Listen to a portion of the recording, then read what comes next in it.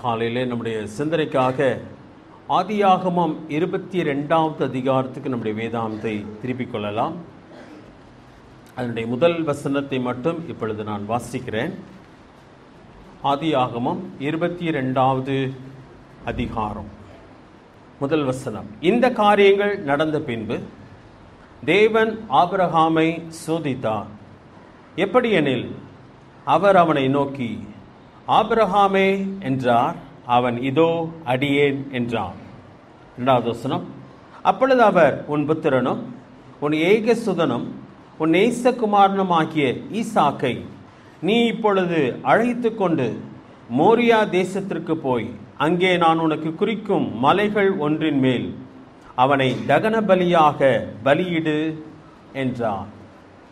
முதல் வசனத்திலே பார்க்கும் பொழுது தேவன் ஆபிரகாமை சோதித்தார் என்று சொல்லி வேதம் சொல்லுகிறது. உலகத்திலே சோதிக்கப்படாத மனிதனும் கிடையாது, சோதிக்கப்படாத ஒரு பொருளும் கிடையாது. எல்லாம் சோதனைக்குட்பட்டு தான் ஆக வேண்டும்.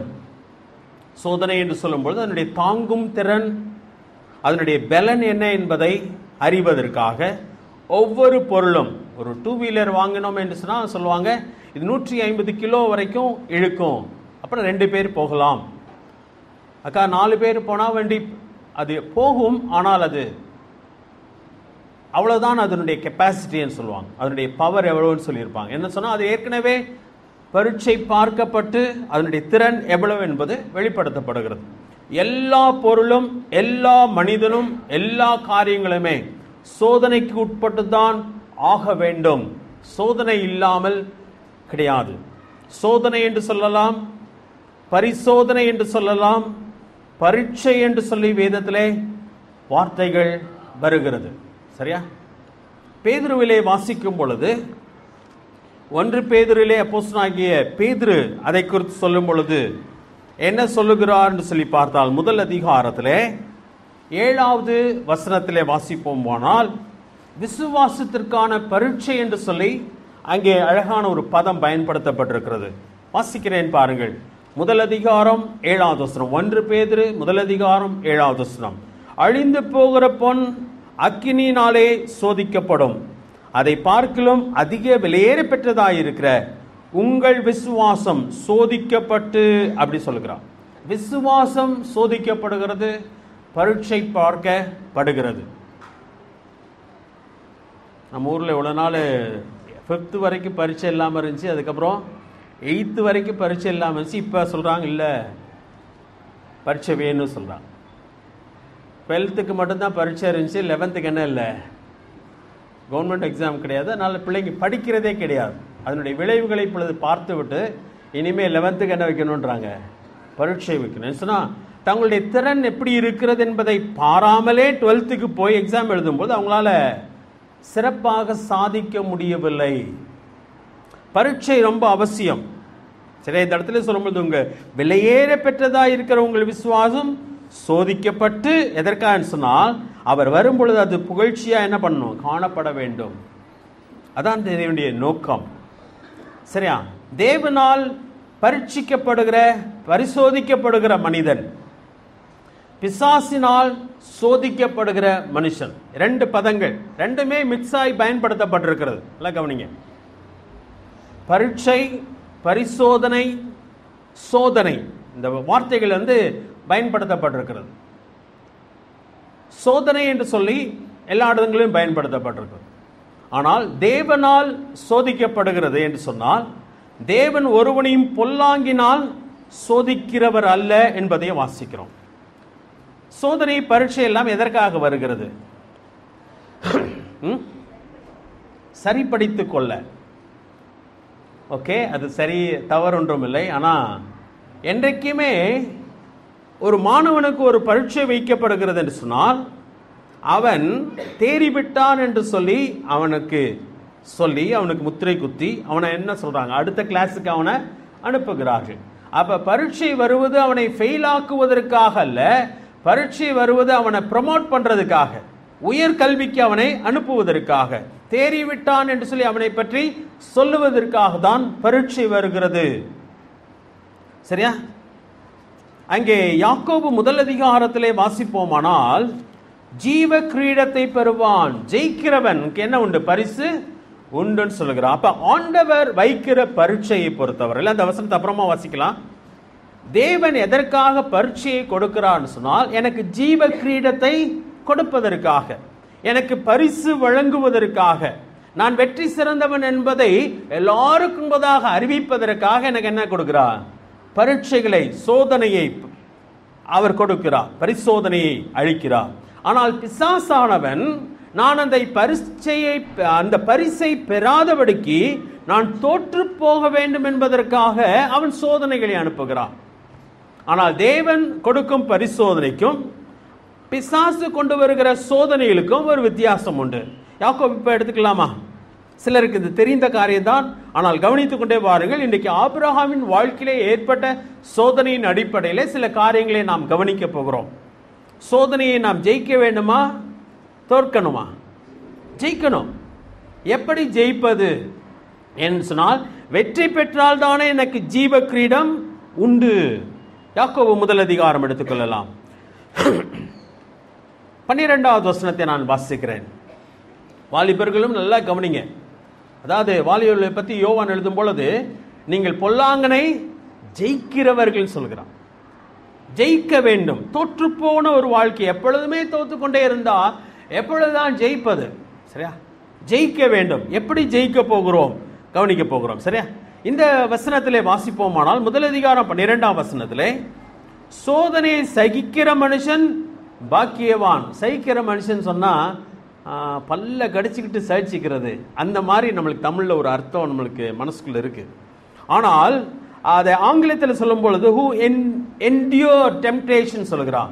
தாங்குகிற மனிதன், அல்லது அதை பொறுத்து கொண்டு அதை கடந்து போகிற மனுஷன். இன்னும் நம்ம விளக்கமா பார்க்கும்போது அது நன்றாக விளங்கும். அது சகிக்கிற மனுஷன் சொன்னா பல்ல கடிச்சுக்கிட்டு சகிக்கிற அந்த அர்த்தம் கிடையாது. தாங்குகிற ஒரு மனுஷன், எது நடந்தாலும் தாங்கிக் கொண்டு தொடர்ந்து முன்னேறி போகிறவன், எதையும் சந்திக்கக்கூடிய ஒரு மனுஷன், தாங்கக்கூடிய ஒரு மனுஷன். அதான் சோதனை சகிக்கிற மனுஷன் என்னவாம்? பாக்கியவான். அவன் தாங்க கொடுத்து வைத்தவன்.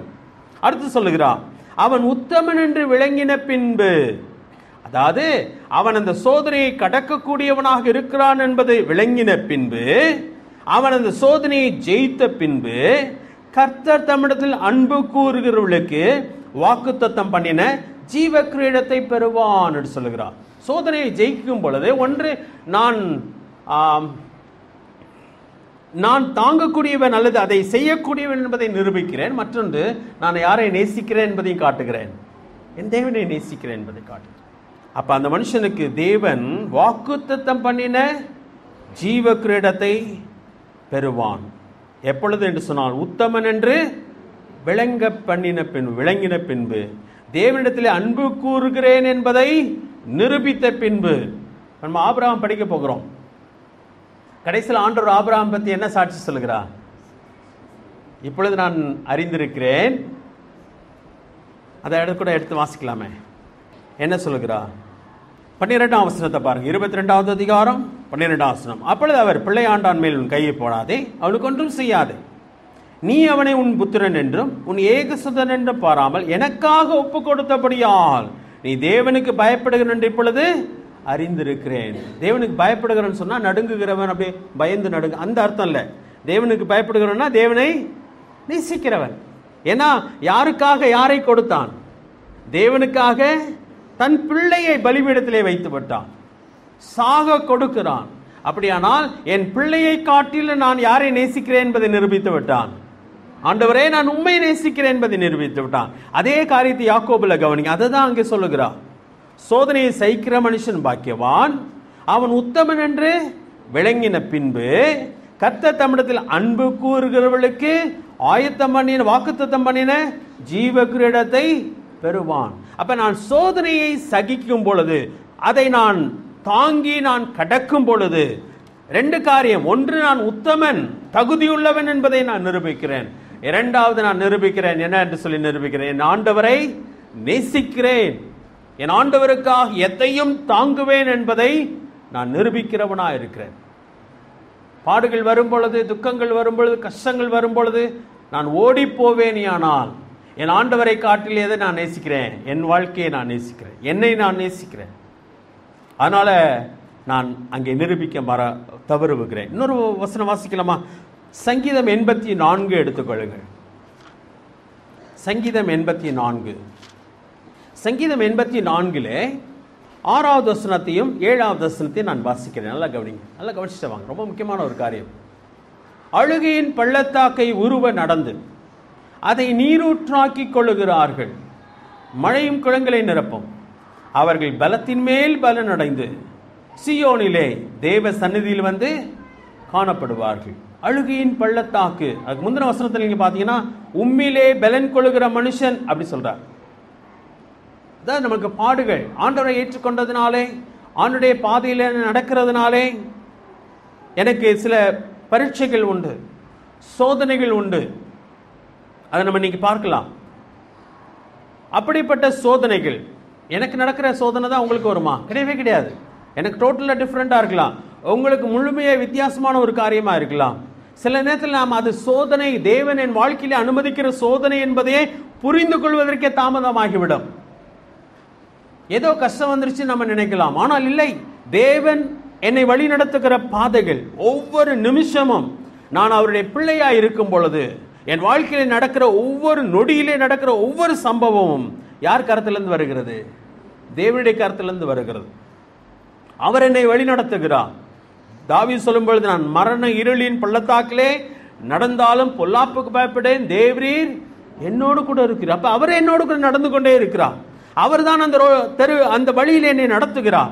அவரும் என்னோடு கூட நடக்கிறவராக இருக்கிறார். அவர் சொல்றார், நீ பயப்படாதே, தைரியமா வா, தைரியமா வா, கடந்து போகலாம் சொல்கிறார். அதை தான் 84வது அதிகாரத்தில் 84:6 வாசிக்கிறோம். அழுகையின் பள்ளத்தாக்கு. அப்ப அந்த மனுஷன் என்ன பண்ணிட்டு வரான் பாருங்களேன்.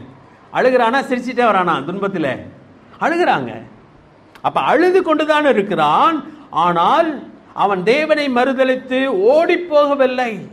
எனக்கு இந்த ஆண்டவர் வேணாம், ஒன்றும் வேணாம், இங்க வந்ததுனால தான் எனக்கு பிரச்சனை சொல்லி அவன் ஓடி போகவில்லை. அழுகையின் பள்ளத்தாக்கை உருவ நடக்கிறான், குறுக்கை நடக்கிறான். நடந்து அதை என்னவாக்குகிறான்?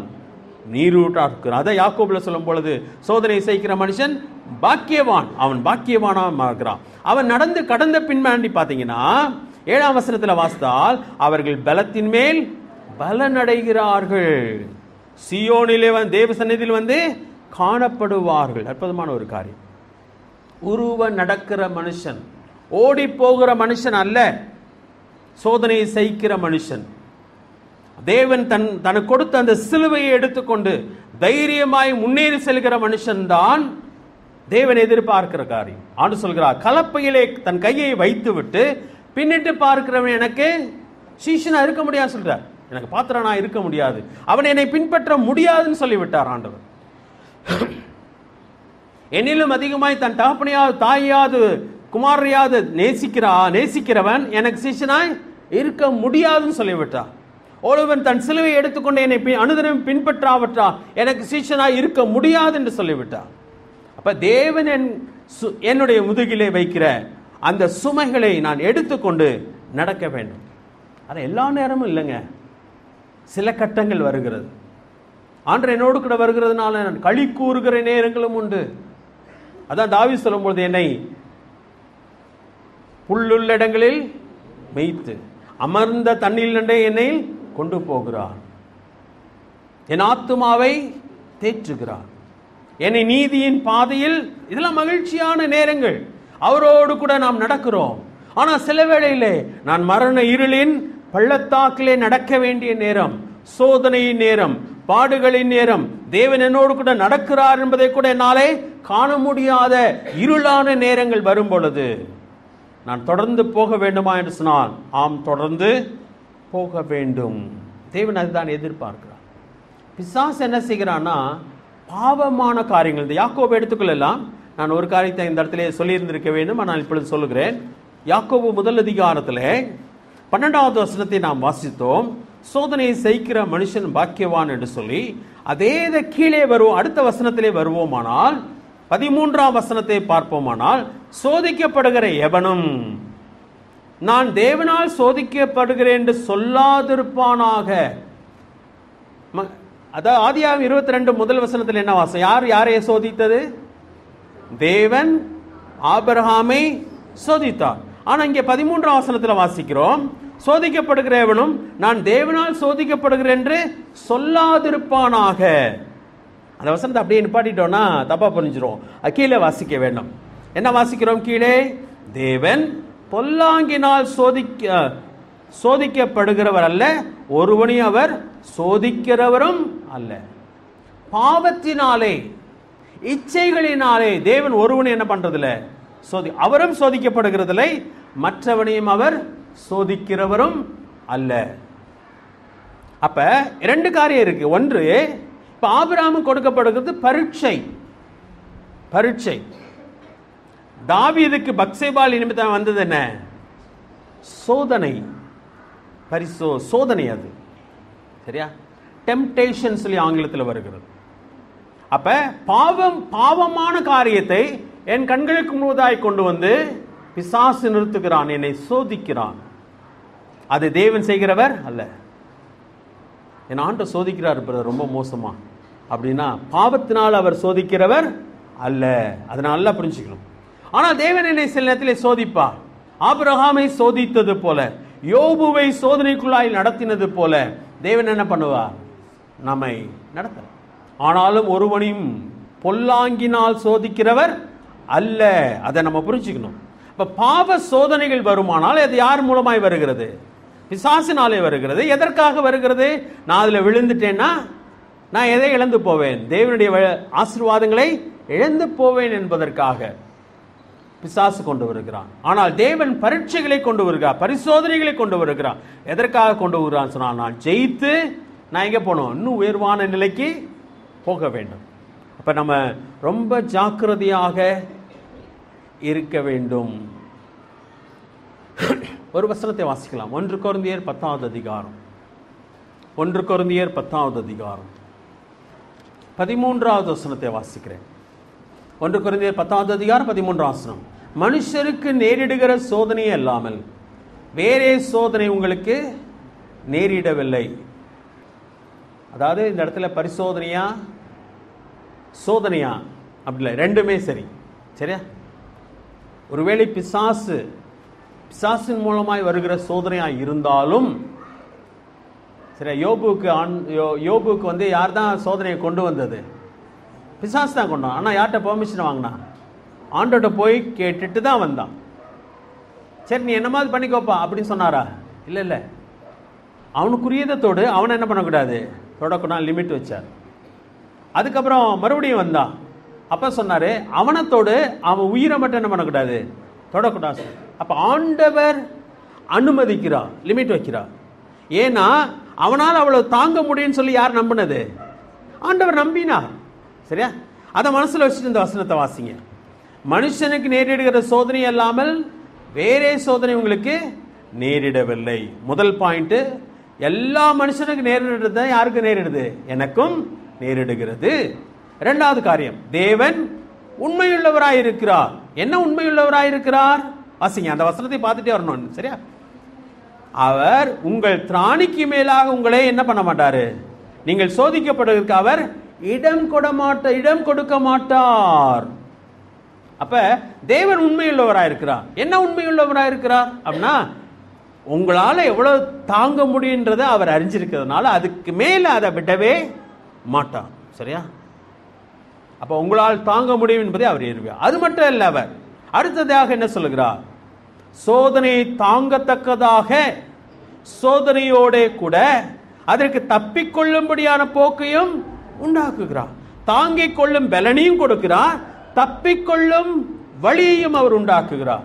அப்ப நான் சோதனைக்குள்ளாக நான் போகும் பொழுது ஜெயிப்பதற்கு நான் யாரை பார்க்க வேண்டும்? ஆண்டவரே, என் வாழ்க்கையில் இது இருக்கிறது, நீர் அனுமதியாமல் என் வாழ்க்கையில் இந்த காரியம் என்ன பண்ணல, நடக்கலன்னு எனக்கு தெரிகிறது. ஆனால் நான் இதில் ஜெயிக்க வேண்டும், எனக்கு பலன் தாங்க, எனக்கு என்ன பண்ணுங்க, கடக்கக்கூடிய கிருபையும் எனக்கு தாங்கன்னு சொல்லி கேட்டா உதவி செய்வாரா, செய்ய மாட்டாரா? செய்வார். அதான் இந்த வசனம் சொல்லுங்க. ஒன்று, மனுஷனுக்கு நேரிடுகிற சோதனை இல்லாமல் வேற சோதனை உங்களுக்கு நேரிடுகிறதில்லை. தேவன் உண்மையுள்ளவராக இருக்கிறார். எதிலெல்லாம் உண்மையுள்ளவராக இருக்கிறார்? என்னை திராணிக்கு மேலாக என்னை சோதிக்க மாட்டார். அது மட்டுமல்ல, தாங்கிக் கொள்ள தாங்கத்தக்கதாக பலன் கொடுக்கிறார், தப்பிக்கொள்ளத்தக்கதான வழியையும் உண்டாக்குகிறார். அற்புதமான காரியம். இப்போ தேவன் அனுமதியாமல் என் வாழ்க்கையில் எதுவுமே நடப்பது கிடையாது. தேவன் அறிவார். பேதுருவை பிசாசு சுலகிலே கோதுமை புடைப்பது போல பிடைக்க போறான்னு சொல்லிட்டு யார்கிட்ட வந்து பெர்மிஷன் கேட்டு போயிட்டான்? ஆண்டவர்கிட்ட வந்து.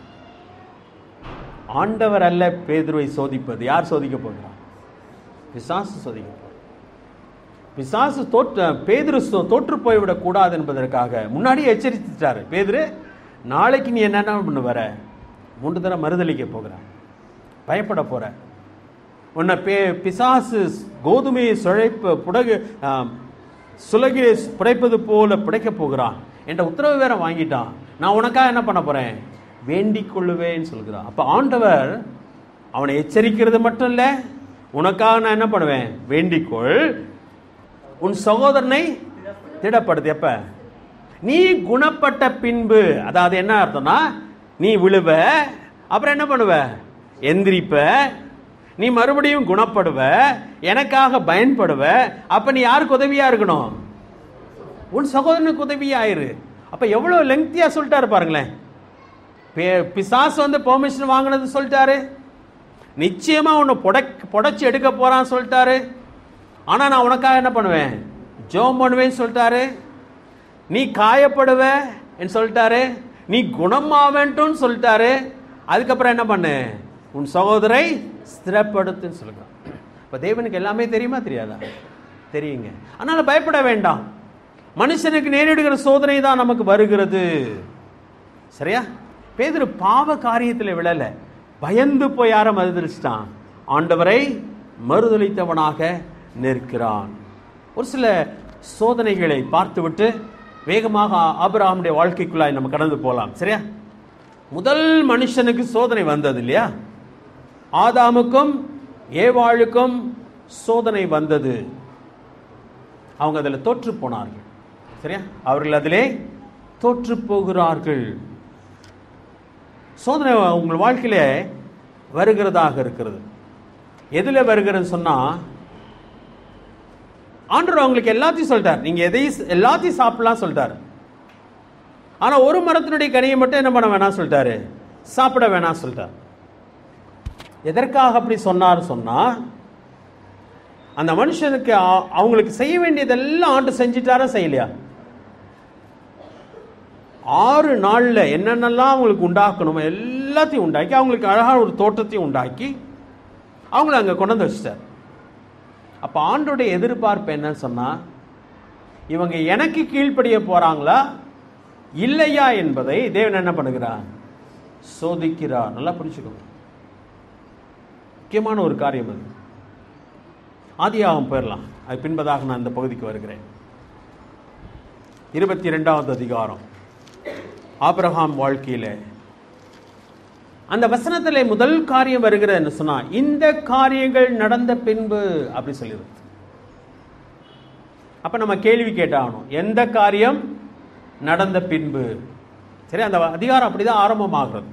இந்த காரியங்கள் நடந்த பின்பு தேவன் ஆபிரகாமை சோதித்தார். எந்த காரியங்கள் நடந்த பின்பு? யாரா சொல்ல முடியுமா? சொல்லுங்களேன். அதுக்கு முன்னாடி என்ன இருக்கும்? அப்ப முன்னாடி தானே வரணும். ஓகே, அதுக்கு முன்னாடி ஒன்று இருக்கு, முக்கியமான காரியம். அதை விட முக்கியமான ஒரு காரியம் இருக்கு. ஆபிரகாம் குழந்தை பிறக்குதுங்க இந்த அதிகாரத்துல தான். 21வது அதிகாரத்தில் முதல் வசனத்தை பாருங்க. கர்த்தர் சொல்லி இருந்தபடி சாராளின் பேரில் கடாட்சமானார். கர்த்தர் தாம் உரைத்தபடியே சாராளுக்கு செய்தருளினார்.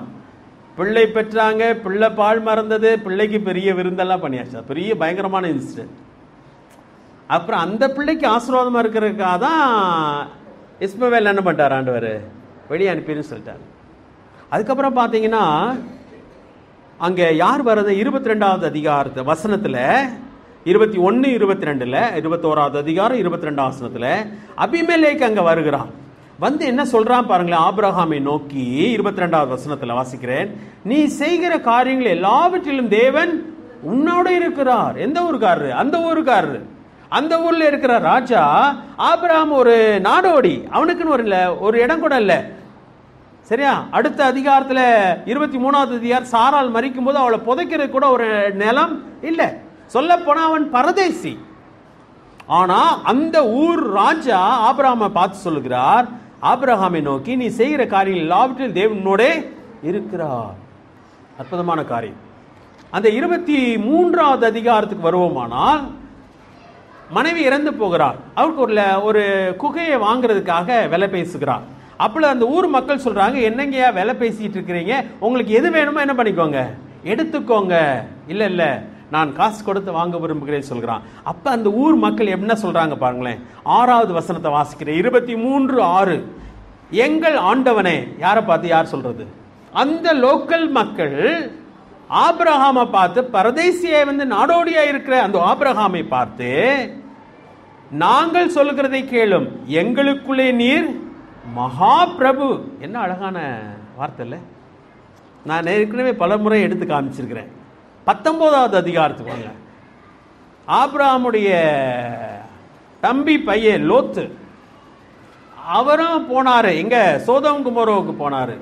அங்க போய் அதிகாரியாய் மாறிவிட்டார். ஆனா அந்த ஊர் மக்கள் அந்த மனுஷன் என்ன சொல்றாங்க பாருங்களேன்.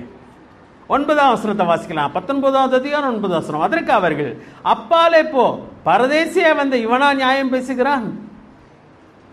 யார் தான் உண்மையான பரதேசி?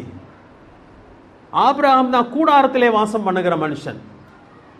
அவனுக்கு ஒரு இடம் கூட இல்ல. ஆனா லோத்து அந்த பட்டணத்துக்குள்ள போய் வீடெல்லாம் கட்டி இப்ப அதிகாரியா இருக்கிறான். அவன் ஓங்கி, எப்பா என்னப்பா அநியாயம் பண்றீங்க, என் வீட்டுக்கு விருந்தாளியா வந்தவனை போய் நீங்க இந்த மாதிரி அசிங்கம் பண்ணணும்னு பாக்குறீங்களே அப்படி சொல்லி பேசணும்னு சொல்றாங்க. அப்பாலே போ, பரதேசியா வந்த இவனா நியாயம் பேசுகிறான் அப்படி சொன்னாங்க. ஆனா ஆபிரகாம் போய் ஒரு இடத்த விலைக்கு பேசுறான். மனைவி இறந்துட்டாங்க, புதைக்கிறதுக்கு இடம் இல்லை. தான் சொல்ற, என்னங்க நீங்க இப்படி பேசிட்டு இருக்கீங்க, நீங்க எங்களுக்குள்ள எப்படி இருக்கீங்க, மகா பிரபு. சோ இப்படிப்பட்ட ஒரு பெரிய ஆசீர்வாதத்துக்குள்ளே ஆபிரகாமை தேவன் என்ன பண்ணுகிறார், கொண்டு வருகிறார். அவன் சீமானாயிருந்தது மட்டுமல்ல, தேவன் அவனுக்கு வாக்கு கொடுத்த மகனையும் என்ன பண்ணிட்டாரு, கொடுத்துட்டார். அந்த ஊர்ல அவனுக்கு நல்ல பேர் இருக்கிறது, பேரும் புகழோடு கூட வாழ்ந்து கொண்டிருக்கிறான். இப்படிப்பட்ட சூழ்நிலையில் தாங்க 22வது அதிகாரம் ஆரம்பமாகிறது. அங்க சொல்கிறார், இந்த காரியங்கள் நடந்த பின்பு தேவன் ஆபிரகாமை சோதித்தார்.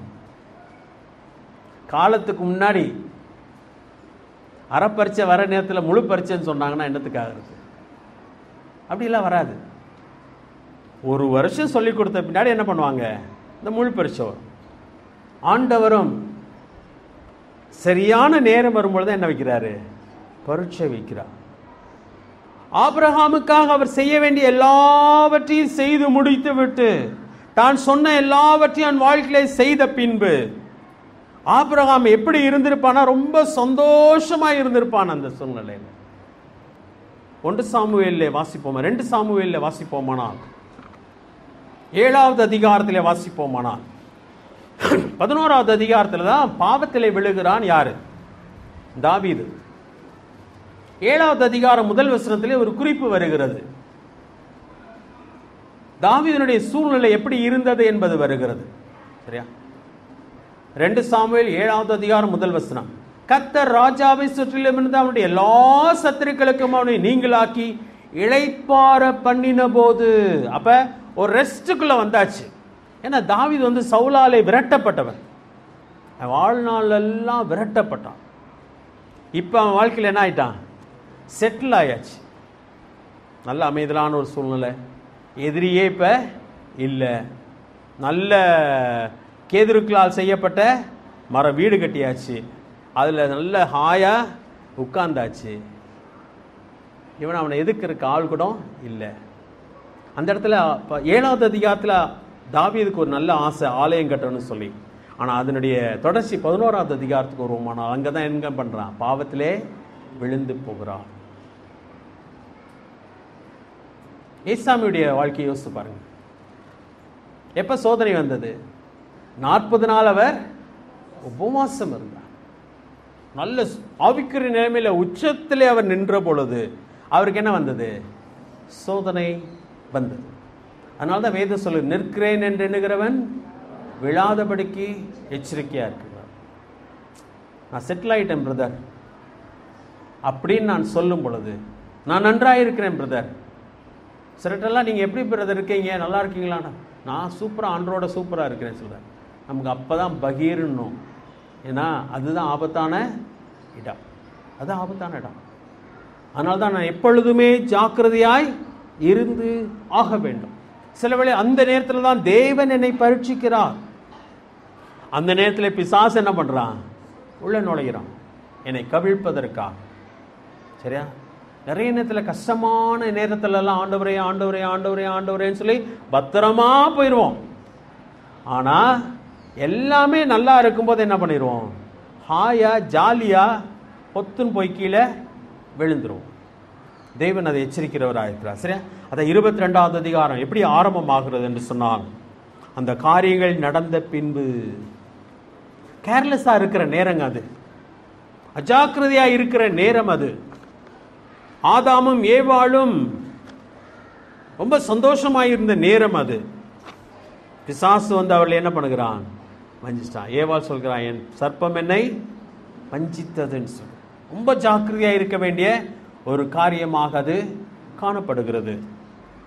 வசனத்துக்குள்ளே போயெல்லாம் நேரம் குறைவாக இருக்கிறதுனால அந்த பகுதியிலே வாசிக்கும் பொழுது ஆபிரகாமை தேவன் சோதிக்கிறவராக இருக்கிறார். இது வந்து பாவ சோதனை அல்ல, பரீட்சை இது. சரியா? ஏன் சொன்னா, இப்போ அவனுக்கு பிள்ளை இருக்குது. 100 வயசுல அவனுக்கு பிள்ளை பிறந்திருந்தா எவ்வளவு சந்தோஷமா இருந்திருப்பாருன்னு யோசிப்பார். உயிரெல்லாம் யார் மேலதான் வச்சிருப்பாரு? ஈசாக்கு மேலதான் வச்சிருப்பாரு. அது வாக்குத்தத்தத்தின் மகன். அவன்தான் என்னுடைய சந்ததியை உருவாக்க போகிறான். கடற்கரை மணலை போல சந்ததி உருவாக போகிறது சொல்லி ஆண்டவர் சொன்னதெல்லாம் அவன் நினைவில் இருக்கும். அவன் முகத்தை பார்க்கிறப்பெல்லாம் நான் நினைக்கிறேன் அவனால தூக்கம் கூட வராது. யார் தான் பார்த்துட்டே இருந்திருப்பான்? ஈசாக்கையே பார்த்துட்டு. அவன் அசைகிற ஒவ்வொரு அசைவிலும் யார் சந்தோஷப்பட்டிருப்பா? அந்த தாத்தாட்ட போய் மாட்டி இருந்தானா அவனை பத்தியே பேசியே நம்மளை என்ன பண்ணியிருப்பாரு? கொன்றிருப்பார். அவ்வளவு சந்தோஷமா இருந்திருப்பான்னு வச்சுக்கோங்களேன். கற்பனை பண்ணி பார்க்க முடியும். ஏன்னா 100 வயதிலே இனிமே பிள்ளை இல்லை என்று சொல்லி அவர்கள் நினைத்த நேரத்திலே தேவன் அழகாக எல்லாத்தையும் செய்து முடித்தார். அதனால தான் அங்க பெரிய விருந்து பண்ணி நான் சொல்லி 21 வாசிக்கிறேன். 21 8வது வசனத்தில் வாசிக்கும் பொழுது இஸ்மவேலுக்கு இப்படி எல்லாம் செஞ்சதாக சொல்லப்படவில்லை. ஆனால் ஈசாக்குக்கு அவன் பெரிய விருந்து பண்ணினான். சந்தோஷமாயிருக்கிற வேளையிலே ஆண்டவர் அங்கே வருகிறார். வந்து ஆபிரகாமிடத்தில் கேட்கிறார். எப்படி கேட்டான்னு சொல்லி பார்க்கலாமா? அவனுக்கு வந்த சோதனை என்னன்றதை பார்க்கலாமா? 2வது வசனம். ஆண்டவர் இவ்வளவு கொடூரமானவரா அப்படின்னு நம்ம யோசிக்கிற அளவுக்கு அவர் வருகிறார். வந்து சொல்லுகிறார், ஆபிரகாமே என்றார். அவன் இதோ அடியேன் என்றார். என்ன கேட்க போறான்றது அவனுக்கு தெரியாது. ஆண்டவரே இந்த இருக்கிறேன் என்று சொல்லுகிறான். 2வது வசனம். அப்பொழுது அவர், உன் புத்திரனும் உன் ஏக சுதனும் ஒரே மகன், உன் நேசகுமாரனும் நீ நேசிக்கிறவன் ஈசாக்கை நீ இப்பொழுது அழைத்து கொண்டு போ, மோரியா தேசத்துக்கு போய் அங்கே நான் உனக்கு குறிக்கும் மலைகளில் ஒன்றின் மேல் அவனை தகன பலியாக பலியிடு என்றார். சொல்லுகிறார், உன் புத்திரன். நான் கொடுத்த பிள்ளைன்னு கூட அவர் சொல்லல. யார் சொல்றாரு? உன் புத்திரன், உனக்கு சொந்தமானவன், உன் ஏக புத்திரன், ஏக சுதன், ஒரே பிள்ளை உனக்கு. அடுத்தது சாராளுக்கு அதுக்கப்புறம் எத்தனை பிள்ளை பிறந்துச்சு? இல்லைங்க, ஒரு பிள்ளை தாங்க. ஆபிரகாமின் மனைவியின் சொன்னா சாரா, அவளுக்கு ஒரே ஒரு பிள்ளை தான். அந்த பிள்ளையிலிருந்து தான் தேவன் சந்ததியை உருவாக்குகிறார். பாண்டு சொல்கிறார், உன் புத்திரன், உன் ஏக சுதன், உன் நேச குமாரனுமாகி ஈசாக்கை நீ இப்பொழுது அழைத்து கொண்டு மோரியா தேசத்துக்கு போய் அங்கே நான் உனக்கு குறிக்கும் மலைகளில் ஒன்றை மேல் அவனை தகன பலியாக பலியிடு. ஆண்டவர் என்ன எதிர்பார்க்கிறார்? அந்த இடத்துல ஒரு பரீட்சை அங்கே வைக்கப்படுகிறது. நம்ம யாக்கோபுல வாசித்தோம், கர்த்தர் தம்மிடத்தில் அன்பு கூறுவர்களுக்கு என்ன பண்ணுகிறார்? ஜீவ கிரீடத்தை வைத்திருக்கிறார். அப்ப ஆண்டவர் அங்கே சொல்லுகிறார், ஆபிரகாமே நீ உன் மகனை நேசிக்கிறாயா, என்னை நேசிக்கிறாயா? அதை நீ நிரூபித்து ஆக வேண்டும். ஆண்டவர் அப்படிலாம் சொல்லலைங்க, அப்படிலாம் சொல்லலை. அப்படி சொல்லியிருந்தா கூட கொஞ்சம் சுருக்குன்னு இருந்திருக்கும். ஆனால் ஆண்டவர் வந்து சொல்கிறாரு, மகனை கொண்டு போய் எனக்கு என்ன பண்ணு, பலியிடு. நம்மனா என்ன கேட்டுப்போனா, எதுக்கு கொடுக்கணும், எதுக்கு கேட்கணும், திருப்பி கேட்கணும், இது நியாயமானு சொல்லியிருப்போம். ஆனால் ஆண்டவர் ஆபிரகாம் என்ன யோசித்தான் என்பது தெரியவில்லை. இன்றைக்கு ஆண்டவர் நம்முடைய வாழ்க்கையில நம்மை ஆசீர்வதிக்கிறாருங்க, நம்மை ஆசீர்வதிக்கிறார், நமக்கு எல்லாவற்றையும் கொடுக்கிறார். சில வேளையிலே ஆண்டவர் சொல்றாரு, எனக்கு என் பாதத்தில் அதை கொண்டு வந்து வையின்னு சொல்றார். நம்முடைய வாழ்க்கையை மீட்கிறார், நம்முடைய வாழ்க்கையை ஆசீர்வதிக்கிறார். அப்புறம் சொல்றார், உன் வாழ்க்கையை எனக்கு கொடுன்னு சொல்றார். ரோமர் 12வது அதிகாரம் உண்மையான ஆராதனையை பற்றி அதான் சொல்லப்படுகிறது. தெரிந்த வசனம் தான், வாசிக்கலாம். நம்முடைய வாழ்க்கையில் அதற்கு ஆயத்தமா? இது ஒரு சிலருக்கு மட்டும் கொடுக்கப்படுகிற சோதனை அல்ல, நல்லா புரிஞ்சுக்கோங்க. நம்ம எல்லாரையும் தேவன் அதான் எதிர்பார்க்கிறார். நம்ம எல்லாரும் அப்படிப்பட்ட ஒரு ஆராதனையை செய்ய வேண்டும் என்பதை தேவன் எதிர்பார்க்கிறார். எப்படிப்பட்ட ஆராதனை? இன்றைக்கு கிறிஸ்தவம் எப்படிப்பட்டதை போதிக்கிறது என்று சொன்னால், நீ கேட்பதை அவர் கொடுப்பார். கொடுக்க மாட்டார் சொல்லி வேதம் சொல்லல, கொடுப்பார். ஆனால் சில நேரத்தில் அவர் என்ன பண்ணுவார், கொண்டாந்து என் பாத்திர வெயின்னு சொல்வார். வெளிப்படுத்தின விசேஷத்தில் மூப்பர்களை பற்றி வாசிக்கிற 24 மூப்பர்கள் 5வது அதிகாரத்தில் அவங்க என்ன செஞ்சாங்கன்னா, தங்களுடைய கிரீடங்களை கலற்றி அவருடைய பாதத்தில் கொண்டு வந்து வச்சாங்க. தங்களுடைய மேன்மைகளை அவருடைய பாதத்திலே கொண்டு வந்து வைத்தார்கள். பவுல் அதான் சொல்லுகிறார், கிறிஸ்துவை அறிகிற அறிவின் மேன்மைக்காக எல்லாவற்றையும் நஷ்டம் எனும் குப்பையுமா இருக்கிறார். அப்படியத்துக்கு அவருடைய பாதத்தில் கொண்டு வந்து போட்டார். அது எனக்கு முக்கியம் இல்லை ஆண்டவரே, நீர் தான் எனக்கு முக்கியம். அதான் உண்மையான ஆராதனை. 12வது அதிகாரம் முதல் வசனம், ரோமர் 12வது அதிகாரம் முதல் வசனம். அப்படி இருக்க சகோதரரே, நீங்கள் உங்கள் சரீரங்களை பரிசுத்தமும் தேவனுக்கு பிரியமான ஜீவ பலியாக ஒப்பு கொடுக்க வேண்டும் என்று தேவனுடைய இரக்கங்களை முன்னிட்டு உங்களை வேண்டிக் கொள்கிறேன். இதுவே நீங்கள் செய்யத்தக்க புத்தியுள்ள ஆராதனை. ஆபிரகாம் தன் மகனை பலியிட்டானா? பலியிடலையா? சொல்லப்போனா பலியிடலை. ஆனால் தேவன் அதை எப்படி கணக்கிட்டார்? பலியிட்டதாகவே கணக்கிட்டார். என்ன சொன்னா, ஏறக்குறைய அவன் கத்தியை ஓங்கிட்டாங்க, அடுத்தது அவன் குத்தி இருப்பான், ஆண்டு தடுக்கலன்னு சொன்னான். அப்ப முழுமையாக அவன் அதை கொடுக்கிறான். அவன் பலியிடல, ஆனா பலியிட்டான்.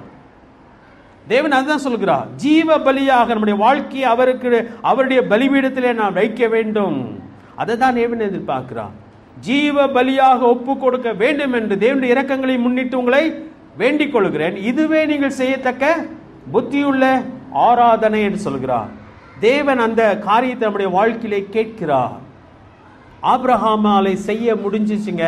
அதான் இன்றைக்கு நான் உங்களோடு கூட பகிர்ந்து கொண்டு முடிக்க விரும்புகிறேன். ஆபிரகாமின் கீழ்ப்படிதல் இன்றைக்கு நமக்கே அதிர்ச்சியா இருக்கு. ஒரு மனுஷனால் இதை செய்ய முடியுமா? ஒரு மனுஷனால இதை செய்ய முடியுமா? இன்னைக்கு யோசிச்சு பாருங்க, நம்முடைய பிள்ளைகளை ஆண்டவர் கேட்பாரானால் என்னால் கொடுக்க முடியுமா? 10 பிள்ளை இருந்தா கூட ஒரு பிள்ளையை நம்மளால கொடுக்க முடியுமாங்க? அப்படி பலியிட சொன்னாரானால். சரியா? இன்னைக்கு ஊழியத்துக்கு அனுப்புறதுக்கே கஷ்டம். அமெரிக்காவுக்கு அனுப்புறதுக்கு எல்லாருக்கும் ரெடி. ஆனால் பிள்ளையை எங்கே அனுப்ப முடியாது? ஊழியத்துக்கு அனுப்ப முடியாது. என்னன்னு கேட்டால், என் பிள்ளை அவ்வளோ தூரத்துக்கு எப்படி அனுப்புவேன்? ஆனால் பணம்னா எங்கேயும் அனுப்பிடுவாங்க. ரஷ்யாவுக்கும் அனுப்புவாங்க, சவுதிக்கு அனுப்பிடுவாங்க. ஆனால் ஊழியத்துக்கு அனுப்ப பயப்படுகிறாரு. பல காரணங்கள் சொல்லப்படுகிறது. ஆனால் ஆண்டவர் கேட்பதை நான் கொடுக்க முடியுமா? ஆபிரகாமலே கொடுக்க முடிந்தது.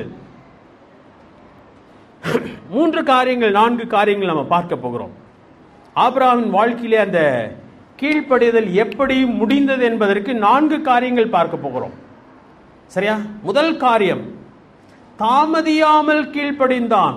அதான் அவனுடைய கீழ்ப்படிதலுக்கு முதல் காரணம். அவனால் எப்படி செய்ய முடிஞ்சது அதை? முதலாவது காரியம், அவன் தாமதம் பண்ணாமல் கீழ்ப்படிந்தான். பாருங்களேன், அந்த 22வது அதிகாரத்தில் நாம் வாசிப்போமானால், அவன் தாமதிக்கவில்லை. அந்த வசனத்திலே வாசிக்கும் பொழுது பலியீடு என்று சொல்லுகிற 2வது வசனத்திலே சொல்கிறார்.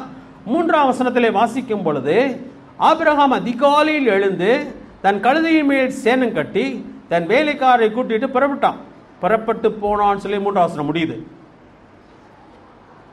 ராத்திரியிலே தான் சொல்லியிருந்திருக்க வேண்டும். அதனால தான் அதிகாலையில் எழுந்தான் சொல்லப்பட்டிருக்கிறது. ராத்திரியிலே ஆண்டவர் சொல்லுகிறார், காலையில் எழுந்து அவன் என்ன பண்ணான்? புறப்பட்டான்.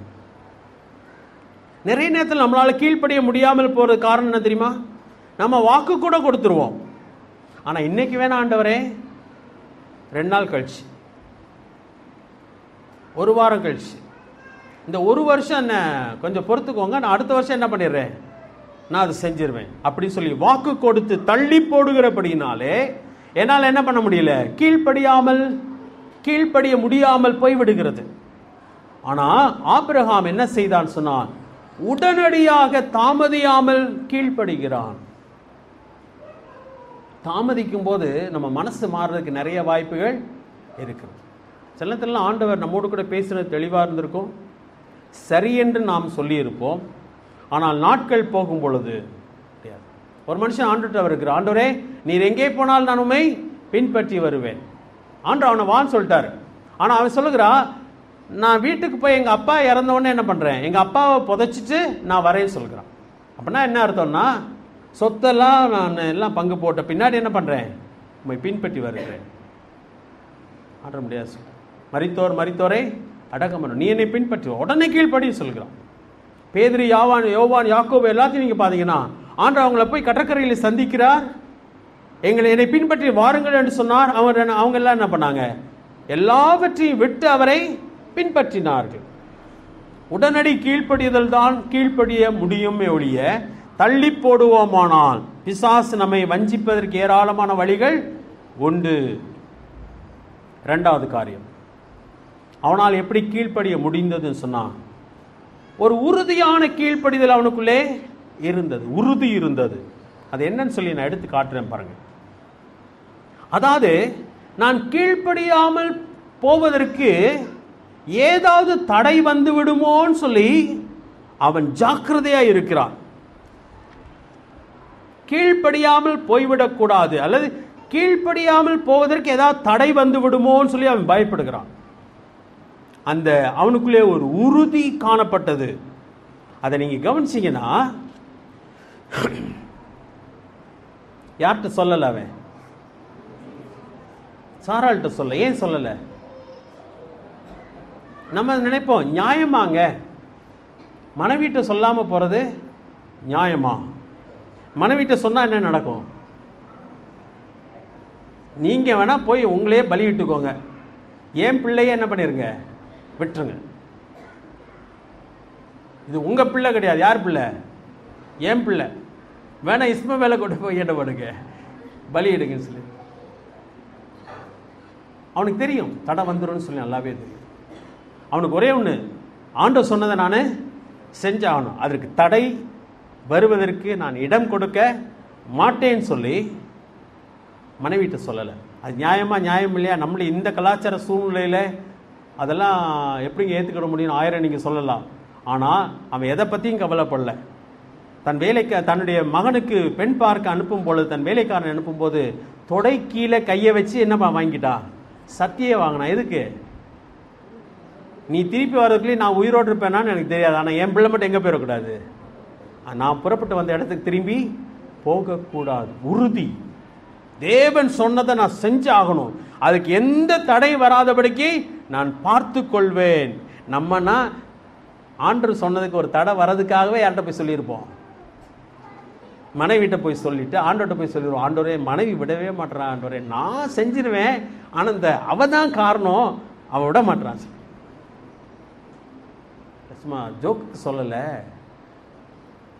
தேவன் சொன்னதை செய்யாமல் இருப்பதற்கு காரணம் தேடும் மக்கள் நாம். நல்லா புரிஞ்சுக்கோ. ஏதாவது சாக்கு போக்கு கிடைக்குமா? மோசே எத்தனை சாக்கு போக்கு சொன்னா இல்லையா? பேச முடியாது, திக்குவாய், மந்தனாவு, என்னை நம்ப மாட்டாங்க, எனக்கு ஒன்றும் தெரியாது, இப்படியே சொல்லிட்டே வரான். கடைசியாக ஒரு சாக்கும் தெரியலன்னு உடனே, நீர் சித்தமாக இருக்கிற யாரையாவது அனுப்பும். உன்னை அனுப்புகிற சித்தமாக இருக்கிறனால தான் ஓண்ட பாடுபட்டு இருக்காரு. இன்னும் என்ன யாரையாவது அனுப்புறது? அவருக்கே யார் ஆலோசனை சொல்கிறார்? மோசே சொல்லுங்க. சாக்கு போக்கு சொல்லுகிற காரியம். ஆனால் இவன் அதற்கு இடமே கொடுக்கவில்லை. உறுதியாக இருக்கிறான். சரியா? அடுத்தது பார்த்தீங்கன்னா, அவன் அங்கே வேலைக்காரெல்லாம் எங்க நிப்பாட்டிட்டான்? தூரத்திலேயே நிப்பாட்டிட்டான். ஏன்னா யார் தடுத்திருக்கா? தடுக்க வாய்ப்புண்டு, வேலைக்காரர்கள் தடுக்க வாய்ப்புண்டு. அதனால 3 நாள் பிரயாணம் அவனோட கூட போனவங்கள கரெக்டா அந்த இடத்துக்கு வந்த உடனே அவன் சொல்லுகிறான், இங்கே காத்திருங்க. 5வது வசனத்தை பாருங்க. அப்பொழுது ஆபிரகாம் தன் வேலைக்காரன் நோக்கி, நீங்கள் கழுதையை நிறுத்தி இங்கே காத்திருங்கள், நானும் பிள்ளையாண்டானும் அவ்விடமாய் போய் தொழுது கொண்டு உங்களிடத்துக்கே திரும்பி வருவோம் என்று சொல்லுகிறான். அப்ப அடுத்த ஆளையும் தடுத்து நிப்பாட்டிட்டான். உண்மையா சொல்ல போனா அதுக்கப்புறம் தான் மலை ஏறணும். விறகு தூக்கி யார் தலைமையில வைக்கிறான்? ஈசாக்கு தலைமையில வைக்கிறான், தூக்கிட்டு வாடான்னு சொல்லி. ஏன்னா அவருக்கு தூக்க முடியல, பிள்ளை தலைமையில வச்சு. அவன் எவ்வளவு அநியாயம் பாருங்களேன். யாரை பலியிட போறான்? ஈசாக்கு பலியிட போறான். சிலுவையை ஆண்டவர் முதுகிலே தூக்கி வைத்தது போல விறகு யார் தலைமையில தூக்கி வச்சான்? ஈசாக்கு தலைமையில வச்சு. தகப்பன் இருதயம் எப்படி வலிச்சிருக்குன்னு நினைக்கிறீங்க? ஆனா அவனுடைய உறுதி என்னன்னு சொன்னா, நான் என்னுடைய கீழ்ப்படிதலுக்கு என்ன வந்துடக்கூடாது? தடை வரக்கூடாது. எதுனாலும் பரவாயில்ல. நம்மளாலேயே ஆபிரகாம் செல்லத்தில் இப்படிலாம் செய்யலாமாங்க அப்படின்னு சொல்றோம். அவனுக்கு ஒரே ஒரு வெறி என்னன்னா, என் ஆண்டவர் சொன்னதுக்கு நான் கீழ்ப்படியாமல் போய்விட கூடாது என்ற ஒரு உறுதியை அங்கே பார்க்கிறோம். இன்னொரு காரியம் நான் யோசித்து பார்த்தேன். சோக முகமா ஆபிரகாம் இருந்திருந்தார்னா, வழியிலே வேலைக்காரங்க என்ன கேட்டு, மனைவியே சந்தேகப்பட்டுருவான், என்ன மூஞ்சி சரியில்லை அப்படின்னு கேட்டிருப்பான். வேலைக்காரங்க கண்டுபிடிச்சிருப்பாங்க. மகன் கூட கண்டுபிடிக்கலங்க. மலை ஏறி கொண்டிருக்கும் பொழுது மகன் கேட்கிறான், என்னென்னலாம் இருக்குதுங்க. 7வது வசனம். அப்பொழுது அவன், இதோ நெருப்பும் கட்டையும் இருக்கிறது, தகன பலிக்கான ஆட்டுக்குட்டி எங்கே? ஆட்டுக்குட்டியை தான் தேடினான். ஏன்பா சோகமா இருக்கிறீங்களா? அப்ப ஒரு மகனுடைய இருதயம் உடைந்து போய் தான் இருந்து, தாப்பனுடைய இருதயம் உடைந்து போய் தான் இருக்கும். ஆனா முகத்தில் என்ன பண்ணலாம? காட்டினால் தடை வருவதற்கு வாய்ப்பு உண்டு. சரியான பதில வச்சிருக்கிறான் மகனுக்கு கூட. கர்த்தர் அதை பார்த்து கொள்வார் என்று சொல்லி அவன் போகிறான். ஸோ நான் இந்த காரியத்தில் பார்க்கும் பொழுது முதல் காரியம் சொன்னேன், தாமதியாமல் அவன் என்ன பண்ணினான்? கீழ்ப்படினான். அப்போ ஆண்டவர் நம்மிடத்தில் சொல்லுவாரானால் உடனடியாய் கீழ்ப்படிய பழக வேண்டும். 2வது காரியம் என்னன்னு சொன்னான், அதற்கு தடை வராதபடிக்கு நம்ம என்ன பண்ணோம்? பார்த்து கொள்ள வேண்டும். எதெல்லாம் தடை வருமோ அதற்கெல்லாம் இடம் கொடாமல் பார்ப்போமானால் நிச்சயமாக நம்மால் கீழ்ப்படிய முடியும். இல்லையானால் தடை வரும். 3வது காரியம், ஒரு முழுமையான கீழ்ப்படிதலை அவனுடைய வாழ்க்கையில பார்க்கிறோம். எல்லாவற்றையும் எடுத்துக்கொண்டு போகிறான். விறகு அந்த இடத்துல கிடைக்குமா கிடைக்காத மேல? அப்புறம் எதுக்கு விறகு தூக்கிட்டு போனோம்? நான் நினைச்சேன், ஒருவேளை விறகு கிடைக்காம இவனை பலியிட முடியாம போயிடுச்சுன்னா என்ன பண்றது? விறகு எடுத்துக்கொண்டான், நெருப்பை எடுத்துக்கொண்டான், எல்லாவற்றையும் எடுத்துக்கொண்டு பிளந்து கொண்டு கொண்டு போகிறான். எல்லாவற்றையும் கொண்டு போகிறவனாக இருக்கிறான். பிள்ளையை கொண்டு போகிறான். எல்லாவற்றையும் கொண்டு போய் முழுமையாக கடைசியில் எதையும் ஓங்கிட்டான். ஆண்டவரை மட்டும் தடுக்கலனா குத்தி இருப்பாங்க. அப்ப முழுமையாக எல்லாவற்றையும் செய்து பலிபீடத்தை கட்டி பிள்ளையை அவன் அது மேலே கிடத்தி தன் கையை ஓங்குகிறான் குத்துவதற்காக. ஆண்டவர் தடுக்கிறான். ஒரு முழுமையான கீழ்ப்படுதலை பார்க்கிறோம். 1 சாமுவேல் 15வது அதிகாரம் எடுத்துக்கோங்களேன். சவுலுடைய வாழ்க்கையில முழுமையான கீழ்ப்படுதல் கிடையாதுங்க. ஆனா அவன் சொல்லுகிறான், ஆண்டவரே, சாமுவேல் வந்த பொழுது கர்த்தர் சொன்ன எல்லாவற்றையும் செய்து முடித்து விட்டேன் என்று சொல்லுகிறான். 1 சாமுவேல் 15வது அதிகாரம் 8வது வசனத்தை நான் வாசிக்கிறேன். 8வது வசனத்திலிருந்து வருகிறது. 13ஆம் வசனத்தை வாசிக்கிறேன். 1 சாமுவேல் 15வது அதிகாரம் 13ஆம் வசனம். சாமுவேல் சவுலிடத்தில் போனான். சவுல் அவனை நோக்கி, நீர் கர்த்தரால் ஆசீர்வதிக்கப்பட்டவர், கர்த்தருடைய வார்த்தையை நிறைவேற்றினேன் என்றான். அப்பதான் சாமுவேல் கேட்கிறான், அப்ப என் காதில் விழுகிற ஆடு மாடுகளின் சத்தம் என்னன்னு சொல்லி கேட்கிறான். அதுக்கு அவன் சொல்லுகிறான், 9ஆம் வசனத்தை வாசிக்கலாம். 9ஆம் வசனத்தை முதல்ல வாசிக்கலாம். சாமுவேலுக்கு மனசு இல்லைங்க. 9ஆம் வசனம். சவுலும் ஜனங்களும் ஆகாகியும் ஆடு மாடுகளின் முதல் தரமானவைகளையும் 2ஆம் தரமானவைகளையும் ஆட்டுக்குட்டிகளையும் நலமான எல்லாவற்றையும் அழித்து போட மனதில்லாமல் தப்ப வைத்து அற்பமானவைகளை யாருக்காக வச்சுட்டான்? அற்பமானவைகள் என்ன பண்ணிட்டான்? கொன்று போட்டான். அப்ப அவனுக்கு என்ன இல்லை? மனசு இல்லை. ஆனால் அதுக்கு ஒரு காரணம் தேடி வச்சிருந்தான்.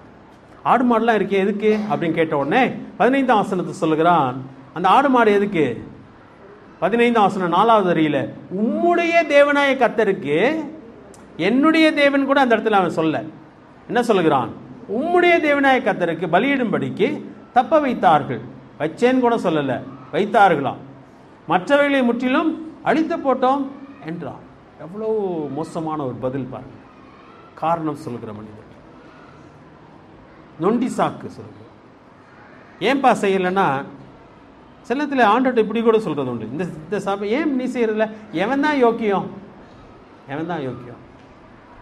யாருமே யோக்கியமாக இருக்கணும்னு அவசியம் இல்லை. நீ யோக்கியமாக இருக்கலாமே, ஆண்டா தான் சொல்லுவார். நீ எனக்காக என்ன பண்ணலாம்? யோக்கியமாக இருக்கலாம். நான் சொன்னது நீ செய்யலாமே, யாருமே செய்யாவிட்டாலும். ஆபிரகாம் முழுமையாக கீழ்ப்படுகிறான். அதுக்காக எல்லாவற்றையும் எடுத்துக்கொண்டு போய் எல்லாவற்றையும் செய்து பிள்ளையை கிடத்தி கத்தியை ஓங்கி குத்த போகிறான். ஆண்டு சொல்ற, இதுக்கு மேலே வேணாம்ப்பா, போதும் எனக்கு சொல்ற. 4வது காரியம், விசுவாசம் உள்ள கீழ்ப்படிதல். முதல் காரியம் என்ன சொன்னேன்? தாமதமில்லாத கீழ்ப்படிதல், உறுதியான ஒரு கீழ்ப்படிதல், முழுமையான ஒரு கீழ்ப்படிதல். 4வது விசுவாசம் உள்ள கீழ்ப்படிதல். அது என்னன்னு சொன்னா, விசுவாசம் உள்ள கீழ்ப்படிதல் சொன்னா, ஏதோ கேட்டுட்டாரு என்ன பண்றது, கொடுத்து தொலைவோம், அந்த அந்த இதில் கொடுக்கல. எபிரேயர் 11வது அதிகாரம் எடுத்துக்கலாம். எபிரேயர் எழுத்தாளர் என்ன சொல்கிறார் என்பதை பார்க்கலாம். அவன் ஏன் கொடுத்தான்? அவனுடைய கொடுக்கிற அந்த கொடுக்கும் காரியத்திலே இருந்த விசுவாசம் என்ன? 17வது வசனத்தை வாசிக்கலாம். எபிரேயர் 11வது அதிகாரம் 17வது வசனம். மேலும் விசுவாசத்தினாலே ஆபிரகாம் தான் சோதிக்கப்பட்ட போது ஈசாக்கை பலியாக ஒப்பு கொடுத்தான். ஈசாக்கினிடத்தில் உன் சந்ததி விளங்கும் என்று அவனோட சொல்லப்பட்டிருந்ததே. இப்படிப்பட்ட வாக்குத்தத்தங்களை பெற்றவன் மரித்தோரிலிருந்து எழுப்ப தேவன் வல்லவராயிருக்கிறார் என்று எண்ணி தனக்கு ஒரே பேரானவனையே பலியாக ஒப்பு கொடுத்தான். மரித்தோரிலிருந்து அவனை பாவனையாக திரும்பவும் பெற்றுக்கொண்டான். அப்ப அவன் வாழ்க்கையிலே தன் மகனை கொடுக்க அவனுக்கு முடிந்ததற்கு காரணம் என்ன? அவன் கீழ்ப்படிதலுக்கு காரணம் என்ன சொன்னா, அவன் கீழ்ப்படிதல் என்ன இருந்துச்சு? ஒரு விசுவாசம் இருந்தது. என்ன விசுவாசம் இருந்தது? இவன் மூலமாக தான் சந்ததியை தேவன் உருவாக்குவேன் சொன்னார். இப்பொழுது பலி கேட்கிறார். அப்ப எப்படி செய்ய முடியும்? தேவன் செய்வேன் என்று சொன்னதை செய்யாமல் போகவே முடியாதே. அப்படியானால் நான் ஒருவேளை அவனை கொலை செய்வேனே ஆனாலும் அவனை என்ன பண்ணுவார்? ஆண்டவர் எழுப்புவார் என்று நம்பினான். அவனை கொலை செஞ்சு ஆண்டு எழுப்பல, ஆனால் ஆண்டு அவனை பலியிட்டதாகவே கணக்கிட்டு விட்டு சொல்கிறார், எழுப்புப்பா, பிள்ளைய கட்டி போட்டிருக்க, அவனை எழுப்பு, நான் அறிந்திருக்கேன் சொல்லு. அப்ப ஒரு விசுவாசம் இல்லாமல் நம்ம கீழ்ப்படிதல் வராதுங்க. என் வாழ்க்கையை கொடுத்துட்டா என் ஆசையெல்லாம் போச்சே, நான் எவ்வளவு கற்பனையோட வாழ்ந்து கொண்டிருந்தேன், என்னென்னலாம் செய்யணும்னு ஆசையா இருந்தேன், ஆண்டவர் என்ன ஊழியத்துக்கு அழைச்சிட்டாரே, அப்படியெல்லாம் அழைச்சா நான் எப்படி செய்வேன், நான் நினைச்சதெல்லாம் கற்பனையெல்லாம் வீணா போயிருமேன்னு நினைக்கிறோம். இல்லைங்க, நான் உறுதியா சொல்வேன், ஆண்டவர் உங்களுடைய சின்ன சின்ன ஆசைகளை கூட ஆண்டவர் என்ன பண்ணுவார்? நிறைவேற்றுவார். நீங்க அவருடைய ஆசையை நிறைவேற்றுங்க. அவர் யாருடைய ஆசையை நிறைவேற்றுவார்? உங்க ஆசையை நிறைவேற்றுவார். அது நம்முடைய முக்கியமான நோக்கம் இல்லைங்க. யோசிச்சு பாருங்களேன், உங்க பிள்ளை ஒன்று கேட்டுருச்சுன்னா அதை நீங்க ஆசையா வாங்கி தரணும்னு நினைப்பீங்களா? எப்படியாவது அவனுக்கு வாங்கி தராம தப்பிக்கணும்னு நினைப்பீங்களா? யோசிச்சு பாருங்களேன். ஒரே ஒரு பிள்ளை ஆசையா கேட்டுருச்சு, காசே இல்லைன்னாலும் எப்படியாவது காசு சேர்த்து என் பிள்ளை கேட்டதை என்ன பண்ணி ஆகணும்? நான் வாங்கி தரணும். அவர் நான் கேட்கிறதற்கும் நினைக்கிறதற்கும் அதிகமாய் வேண்டிக் கொள்வதற்கு அதிகமாய் செய்கிற தேவன். நம்முடைய வாழ்க்கை ஒரு பொழுதும் வீணாய் போகாது. அவர் எதை கேட்பாரோ அதை நான் படைக்கிறதுனாலே அது வீணாய் போகாது, அது நஷ்டமாய் போகாது. அதுதான் அவனுடைய விசுவாசம். அதனால்தான் அவன் தைரியமாக அதை செய்தான். அதனால்தான் வேலைக்காரர் சொல்லுகிறான், நானும் பிள்ளையாண்டானும் போய் கர்த்தரை தொழுது கொண்டு திரும்பி வருவோம். அவனுக்குள்ளே விசுவாசம் இருந்துச்சு. அவனுடைய வாழ்க்கையில விசுவாசம் இல்லைன்னா கீழ்ப்படிய முடியாதுங்க. தாமதியாமல் கீழ்ப்படிந்தான். அதனால தான் அவனால் முடிஞ்சு. உறுதியாக இருந்தான், தடை எது வந்துவிடக்கூடாது என்று சொல்லி முழுமையாக அதை செய்தான். அடுத்தது பார்த்தீங்கன்னா விசுவாசம் உள்ள ஒரு கீழ்ப்படிதல் அவனுக்குள்ளே இருந்தது. கடைசியாக அவன் வெற்றி பெறுகிறான். சரியா? இது ஆபிரகாமுடைய கீழ்ப்படிதலை ஒரு வெற்றியை பார்க்கிறோம். இன்னைக்கு நம்முடைய சோதனையிலே வெற்றி வேணுங்க. சவுல் என்ன தெரியுமா சொன்னான்? அவன் வெற்றியே, அவன் ஜெயக்கம்பத்தை நாட்டினானா போய் அவனே நட்டிக்கிட்டான். சாமுவேல்கிட்ட சொல்லுகிறான், நான் கர்த்தர் சொன்னபடியெல்லாம் செய்தேன்னு சொல்கிறான். அந்த செய்தேன்னு சொன்னதை யார் சொல்லணும்? சாமுவேல் சொல்லியிருக்கணும், அல்ல கர்த்தர் சொல்லியிருக்கணும். ஆனால் அவன் ஜெயக்கம்பத்தை நட்டி அவன் பெருமை பாராட்டி கொண்டிருக்கிறான். இல்லைங்க, ஆபிரகாம் அவன் சொல்லவே இல்லை. ஆனால் கர்த்தர் சொல்லுகிறான். வாசிக்கலாமா? அதை மட்டும் வாசித்து முடிச்சிடலாம். ரொம்ப சந்தோஷமான ஒரு காரியம். என்னையும் உங்களையும் பற்றி தேவன் சாட்சியிட வேண்டும். ஆண்டவனுங்க தடுக்கிறார். 12ஆம் வசனத்தை வாசிக்கலாம். ஆதியாகமம் 22:12. 11ஆம் வசனத்தில் ஆண்டவர் வானத்திலிருந்து ஆபிரகாமே ஆபிரகாமே என்று கூப்பிட்டார். அவன் இதோ அடியேன் என்றான். சரியா? 12ஆம் வசனம். அப்பொழுது அவர், பிள்ளையாண்டான் மேல் உன் கையை போடாதே, அவனுக்கு ஒன்றும் செய்யாதே. நீ அவனை உன் புத்திரன் என்றும் உன் ஏக சுதன் என்றும் பாராமல் எனக்காக ஒப்பு கொடுத்தபடியா நீ தேவனுக்கு பயப்படுகிறேன் என்று இப்பொழுது நான் அறிந்திருக்கிறேன் என்றார். தேவனுக்கு தெரியுங்க யோபு எப்படிப்பட்டவன் என்பது தேவனுக்கு தெரியும். ஆபிரகாம் எப்படிப்பட்டவன் என்பது தேவனுக்கு தெரியும். ஆனால் பரீட்சைக்கு பின்பதாக அவன் ஜெயித்த பொழுது ஆண்டவர் சொல்றாரு, டிக்ளேர் பண்றார், ஓப்பனா எல்லாருக்கும் டிக்ளேர் பண்ணுகிறார். ஆபிரகாம் யாருக்கு பயப்படுகிறவன்? தேவனுக்கு பயப்படுகிறவன், தேவனை நேசிக்கிற ஒரு மனுஷன். அங்கேயே அவன் தலையில ஆண்டவர் எதை வச்சிருப்பாரு? கிரீடத்தை வச்சுட்டாருங்க. அற்புதமான ஒரு காரியம். அதை மறுபடியும் சொல்லுகிறான். சரி, அதை சொன்ன உடனே ஆபிரகாம் கண்களை எடுத்து பார்க்குறான். அங்கே ஒரு ஆட்டுக்குட்டி, அங்கே ஆட்டுக்கடா இருந்துச்சு, அதை கொண்டு பலியிடுகிறான். பலியிட்டு அந்த இடத்துக்கு ஒரு பேரெல்லாம் வைக்கிறான். அதான் 13-14 வாசிக்கிறோம். மறுபடியும் 15ஆம் வசனத்தில் ஆண்டவர் மறுபடியும் கூப்பிட்றா. சொன்னது அவருக்கு போதலை.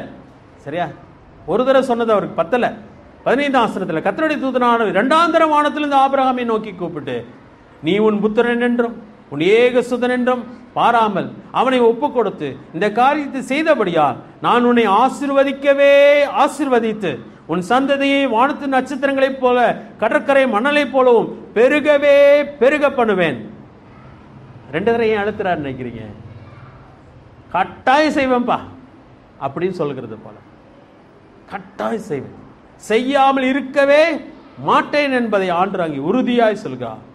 பெருகவே பெருக பண்ணுவேன் என்று சொல்லி, உன் சந்ததியார் உங்கள் சத்துருக்களின் வாசலை சுதந்திரித்துக் கொள்வார்கள் என்றும் நீ என் சொல்லுக்கு கீழ்ப்படிந்தபடினால் உன் சந்ததி பூமியில் உள்ள சகல ஜாதிகளுக்குள்ளும் ஆசீர்வதிக்கப்படும் என்றும் என் பேரில் ஆணையிட்டேன் என்று கர்த்தர் சொல்லுகிறார் என்றார். அற்புதமான காரியங்க. நம்மளை கீழ்ப்படிதலை பற்றி நம்மளே பெருமடிக்க வேண்டிய அவசியம் கிடையாது. என் தேவன் என்னை பற்றி சாட்சி சொல்ல, தாவீது என் இருதயத்துக்கு ஏற்றவன் சொல்லி தாவீதை பற்றி சாட்சி சொல்ல, ஆபிரகாமை பற்றி தேவன் சாட்சி சொல்கிறார். நம்மை பற்றி என்ன சொல்வார் ஆண்டவர்? நம்ம அந்த பேர் வாங்கணும். ஆண்டவரே, நான் உண்மையுள்ளவன் என்று சொல்லி நீர் சொல்ல வேண்டும். நான் சொல்லுகிறதில்லை, என் சபையார் சொல்லுகிறது கூட இல்லை, ஆனால் என் தேவன் சொல்ல வேண்டும். கீழ்ப்படிதல் நம்முடைய வாழ்க்கையில் இருக்கிறதா? தேவன் நமக்கு சொன்னதை செய்ய ஆயத்தமாக இருக்கிறோமா? ஆபிரகாமை போல சோதனை, பரிசோதனை தேவன் நமக்கு எல்லாமே செய்திருக்க, அவர் கேட்பதை நாம் செய்ய ஆயத்தமாக இருப்போமானால் அதை விட ஆசீர்வாதம் அந்த பூமியில் வேறொன்றும் இல்லை. தலையை பிரார்த்தனை, ஒரு வருஷம் கண்களை மூடி இருக்கலாம்.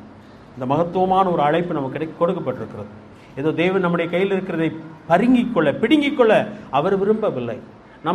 நம்மை ஜீவ கிரீடத்தினால் அலங்கரிக்க விரும்புகிறார்.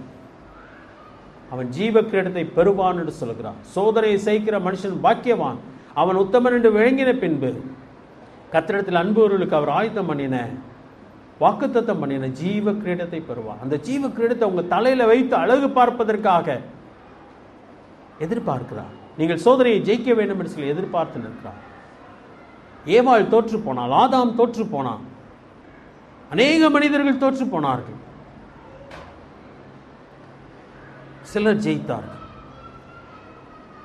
அதிலே நம்முடைய பேர் இருக்க வேண்டும். நான் ஜெயிக்க வேண்டும். ஜெயிப்பதற்காக தான் அழைக்கப்பட்டிருக்கிறோம், தோற்று போவதற்காக. இவ்வளவு பெரிய வாய்ப்பை தேவன் கொடுத்தாரே, தோற்று போவதற்காகவா? இல்லை, ஜெயிப்பதற்காக. பள்ளியிலே படிப்பது பாஸ் பண்ணுவதற்காக, ஜெயிப்பதற்காக. அதே போல தேவன் நம்மை அவருடைய பள்ளியிலே அழைத்து விட்டார், அவருடைய பணிக்கென்று அழைத்து விட்டார், ஜெயிப்பதற்காக. நான் ஜெயிக்க வேண்டும் ஆண்டவர் என்று சொல்லுவோமா? ஜெயிக்க வேண்டும். ஜெயிக்க வேண்டுமானால் ஆபிரகாமுக்கு இருந்த அந்த உடனடி கீழ்ப்படிதல் வேண்டும். கீழ்ப்படிதலே உறுதி வேண்டும். முழுமையாய் கீழ்ப்படிவதற்கான திட்டங்கள் வேண்டும். அதோடு கூட கீழ்ப்படிதலிலே விசுவாசம் வேண்டும். அப்பதான் ஜெயிக்க முடியும். தேவன் கேட்பதை கொடுப்பது நஷ்டம் என்று எண்ணுவோமானால் அவிசுவாசியை போல என்னால் கொடுக்கவே முடியாதுங்க. எங்களை நேசிக்க நல்ல ஆண்டவரே, இந்த அற்புதமான வேலைக்காக நன்றி சொல்கிறோம். உடைய அற்புதமான வார்த்தைகளுக்காக நன்றி. அநேக மாதிரிகளை எங்கள் வேதாந்தத்தில் நீ கொடுத்திருக்கிறீர். விசுவாச வீரர்களின் பட்டியலை கொடுத்திருக்கிறீர். விசுவாசிகளின் தகப்பனாகிய ஆபிரகாம் எப்படி சோதனையை அவன் கடந்து வந்தான் என்று சொல்லி எழுதி கொடுத்திருக்கிறீர். ஆண்டவரே, நாங்களும் விசுவாச பரீட்சையிலே ஜெயிக்கிறவர்களாக, நற்சாட்சி பெற்றவர்களாக நிற்கக்கூடிய ஒரு கிருபை எங்களுக்கு தான். இந்த வார்த்தைகள் எங்களுக்கு பிரயோஜனமாக இருக்கட்டும். எங்களோடு கூட பேசு கர்த்தாவே. ஒரு உறுதியை எங்களுக்குள்ளே தாரும். ஜெயிக்க வேண்டும் என்ற ஆசை எங்களுக்குள்ளே தாரும். எங்கள் தேவனிடத்திலே நற்பெயர் பெற வேண்டும் என்ற ஒரு வைராக்கியத்தை எங்களுக்குள்ளே தாரும். தேவனுடைய பிள்ளைகள் ஒவ்வொருவரையும் ஆசிரியர் நம்முடைய நாமத்தினாலே மகிமைப்படுத்தும். கிருபை பாராட்டு எல்லாவற்றையும் கத்தில் இருக்கிறோம். எல்லாவற்றையும் மீட்பு ரட்சகருமாய் இயேசு கிறிஸ்துவின் நாமத்தில் கேட்கும் நல்ல பிதாவே.